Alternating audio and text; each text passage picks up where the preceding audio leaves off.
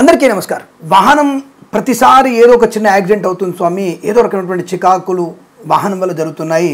మరి వాహన సంబంధించిన ఇబ్బందులు ఎలా తొలగించుకోవాలి అని అడిగిన వారికి తప్పనిసరిగా వాహన పూజ మనం ప్రతిసారి చేస్తూ ఉంటాం నవరాత్రులలో. అలాగే మీరు ప్రతి అమావాస్య రోజున వాహనానికి పండు గుమ్మడికాయ దిష్టి తీసి దాన్ని పగులుగొట్టే ప్రయత్నం, అంటే ఈ వాహనానికి గుమ్మడికాయ దిష్టి తీసి పగులుగొట్టడం వల్ల కాస్త ఈ నెగిటివ్ ఎనర్జీ తగ్గిపోతుంది. వాహన సంబంధమైనటువంటి గరుడు మరియు శేషుడి యొక్క అనుగ్రహంతో మన వాహనానికి ఆటంకం లేకుండా ప్రశాంతమైన ప్రయాణాన్ని పొందుకునే అవకాశం ఉంటుంది. మరి కారుకి అయితే గుమ్మడికాయ కొట్టవచ్చు. మరి బైక్ ఏం చేయాలంటే ఈ అమ్మవారి దేవాలయంలో ఈ నిమ్మకాయలు అమ్మవారి పాదాల దగ్గర పూజ చేస్తారు.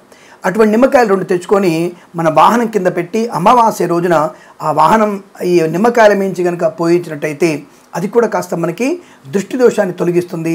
అక్కడి నిమ్మకాయల్ని మన వాహనానికి అమ్మవారి దగ్గర పూజించినటువంటి నిమ్మకాయల్ని మన వాహనానికి కట్టినట్టయితే కూడా నెగిటివ్ ఎనర్జీ తగ్గిపోయి ప్రశాంతమైన ప్రయాణం ఏర్పడుతుంది. శుభమస్తు. నమస్కారం.